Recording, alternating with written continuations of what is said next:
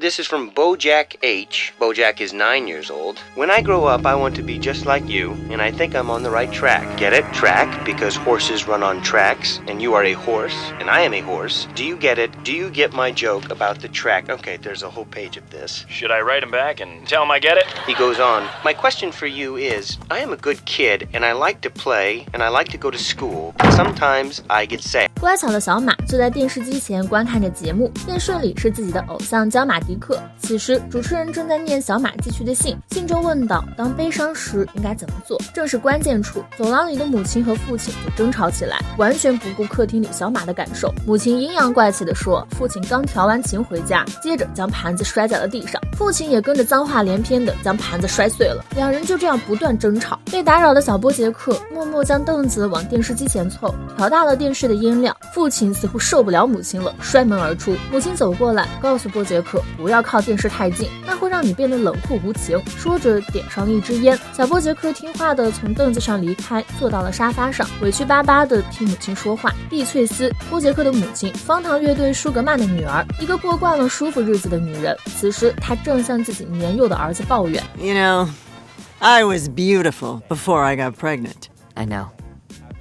You ruined me, Bojack. I know. You better grow up to be something great, to make up for all the damage you've done. I will.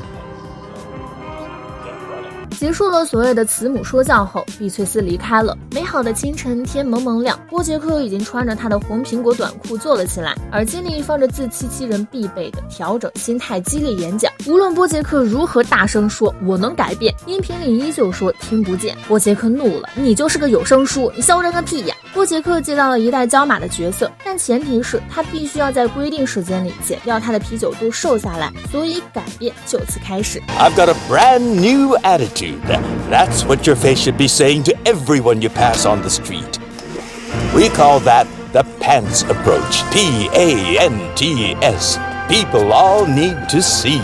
People all need to see.不仅是运动，波杰克决定让自己的家也焕然一新。他换掉了以前的老沙发，换上了一套新的，连墙上的画也要重新开始。陶德从门外进来，一身脏兮兮的。他问波杰克自己为啥在垃圾桶里。波杰克告诉陶德，他把旧沙发丢掉了，旧沙发象征着旧心态。陶德表示，你偷我家就算了，还把我人都丢了，你明明可以先叫醒我。波杰克告诉陶德，没有人可以叫醒别人，只有自己叫醒自己。陶德闻了闻新沙发，觉得自己和他不熟，决定去波杰克的车里睡。波杰克还准备说两句话，陶德忽然发现波杰克把他的行李也丢了。波杰克直接大鹏展翅，溜之大吉，准备跑步。耳机里放着励志演讲，老马跑得气喘吁吁，结果这老半天才跑了几步路就不行了，甚至不如隔壁老大爷得劲儿。卡洛琳正在和自己的男友文森特聊天，波杰克忽然出现在门口，卡洛琳挂断了电话。波杰克告诉卡洛琳自己现在开始跑步了，顺路过来打个招呼。不过其实他是开车来的，只是一直在挥动双臂，所以运动手环也算进去了。这不就是刷微信步数的我吗？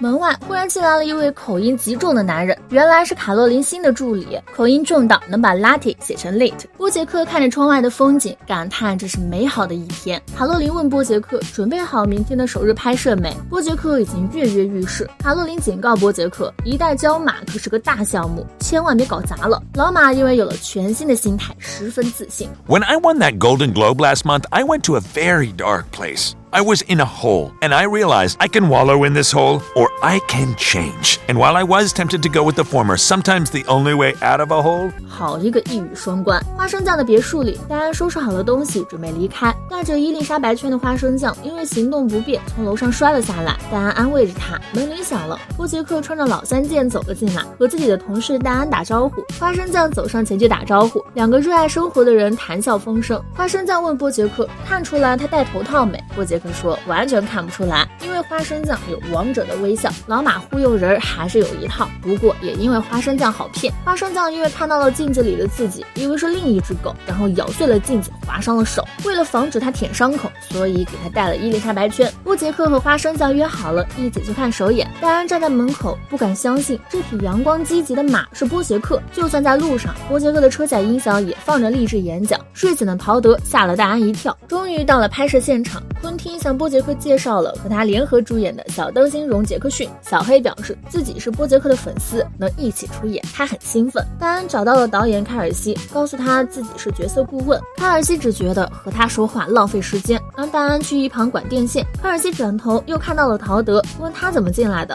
他觉得陶德的脸很可爱，甚至请陶德吃饼干。波杰克忽然叫大家看过去，他告诉大家他十分喜欢焦马这个角色，能来这里他倍感荣幸。大家听完都热情地鼓起掌。第一个场景，焦马正陷入人生低谷的黑暗时刻，聚光灯打在波杰克身上，他开始了自己梦寐以求的工作。不过他的表现并不是很好，表现得过于滑稽了。戴安的电话响了，是之前的雪豹塞巴斯蒂安。戴安告诉他，虽然他眼下的工作很重要，但是自己不能不顾一切地飞过去，需要等到3个月的电影拍摄结束。另一边，导演在指导波杰克，这一幕要演出焦马很伤心。波杰克觉得悲伤十分简单，结果实际开拍，波杰克就一直在傻乐，无论拍几次都是这样。戴安正好走进来，正想给导演说焦马的角色塑造，一旁的工作人员却因为电缆被绊倒，导致拍摄现场一片混乱。卡尔西导演告诉大家，要花几天时间重新搭场景，这段时间就重振旗鼓，想清楚我们到底是来干嘛的。表面上是说给大家听的，其实就是在说老马为什么来这里。老马有些受挫，回想起自己拍摄胡闹的小马的时候，一个笑点后，全场的观众都笑了。波杰克自豪地看向自己的母亲，观众台上的碧翠丝只是一脸的冷漠。拍摄结束后，两人在餐厅吃饭时，母亲也十分看不起的对波杰克说：“就这，你可真是小丑。”完全没有一点对波杰克的肯定。碧翠丝只是带着某些贵族气息的挑剔眼光，看不起这样的节目。她甚至不愿意夸自己的孩子。I hope you die before I do, so you never have to know what it's like to lose a mother. Well, as long as one of us dies, that's good enough for me. Can we please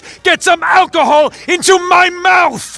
回家的路上，陶德直接在波杰克的车里洗漱睡觉一条龙了。戴安关掉了车载音响，想和波杰克聊聊。波杰克尖酸地说：“聊了以后，你就能把我写进书里，然后让你赚个大几万吗？”然后意识到这是以前的自己才会说的话。戴安觉得崭新的波杰克有些抓狂。波杰克不愿承认。卡洛琳的电话打来，他问波杰克是不是搞砸了，必须要挽回局面。话还没说完，就接通了26楼兔子卢塔贝格的电话。兔子告诉卡洛琳，自己的老婆逼他去看歌剧，想让卡洛琳来点八卦给他听，两人就这样闲聊起来。另一边，波杰克觉得卡洛琳不会切回这通电话了，问戴安自己该怎么办。戴安告诉波杰克，你在胡闹的小马里演了9年，那时候是怎么做到的？1988年，在波杰克的母亲把他贬低成小丑后，他来到了赫比的办公室，情绪非常低落。赫比告诉过波杰克，不要叫他的母亲来录制现场。波杰克想做的更多，例如让这个角色性格鲜明起来，让别人感同身受。波杰克失落地说，自己不是个演员，他以为自己会比大家想的要好一些，但或许根本不是。戴安也失落地看着波杰克，波杰克告诉戴安，此处你应该提出异议啊。戴安笑着说，是啊，你也懂的，不是吗？说着问到面试的问题，波杰克不知所措，他认为自己应该逃到墨西哥去，在那里开始新的人生，或者当个厂长，自己一直在四处碰壁。戴安让波杰克深呼吸，相信自己，还有2天时间，波杰克可以找个动作指导，还可以研究一下以前的焦马。波杰克也茅塞顿开的样子，对呀，自己有2天的时间可以提升自己。结果2天后，波杰克什么也没做，回到了拍摄现场。他一上房车就看到坐在门口的凯尔西和昆汀，他们要扫描波杰克的脸，用数字的形式来继续表演。因为波杰克已经成为了一个累赘，而波杰克如果无法完成，那他们也可以炒了波杰克，找其他人来。昆汀已经无所谓了。凯尔西问波杰克，他到底想要什么？波杰克自己也不知道，他以为自己想要的就是这个，但现在他却觉得很有压力。他问凯尔西，觉得雇自己来出演焦马是不是个错误？凯尔西告诉波杰克，自己从不犯错。他在3福公司玩填字游戏时，连撤销键都没用过。剧场里，一群人围在一起，为黛布拉失去的面容哀悼。昆汀走过来问戴安是不是个作家，戴安开心地表示自己是个作家。结果昆汀只是让他在板子上写上注意电缆，属实是大材小用了。房车里的波杰克还在念着台词找感觉。花生酱带着自己给波杰克做的 CD 来找他。波杰克赶走了花生酱后，颓废地坐在沙发上。陶德正好醒过来，他知道波杰克很害怕。But it's gonna be okay. You gotta be strong. Yeah, but... You gotta rise to the occasion, okay? So what if the new couch is weird or lumpy? What? What are you gonna do? Just sleep in Bojack's car forever? Are you talking to me or you? Damn it! It's time to stop being a coward. It's time to go home and sleep on BoJack's couch. Hooray! Happy ending for Todd! 陶德走后，波杰克再次听起了激励演讲。他似乎还没明白陶德的意思。卡洛琳的办公室里，他正在给28楼的查理打电话。查理已经从助理升级成了一名经纪人，不过依旧手很黏。面对卡洛琳的问题，查理找了个理由搪塞了过去。查理刚挂完电话，罗塔贝格就打了过来。兔子抢走了卡洛琳给自己客户接的试镜机会。打完电话的卡洛琳只觉得身心疲惫。画板中的波杰克孤独地坐在房车的沙发上，听着耳机里的激励演讲。还有5分钟就要开演了，波杰克接到了自己母亲的电话。电话那头的母亲告诉波杰克自己看了他的书。波杰克的眼睛里短暂的有了些光芒。挂完电话后，波杰克摘掉了耳机，镜头一转，他已经来到了拍摄现场。 What are you doing here? Great, we got it. Let's move on.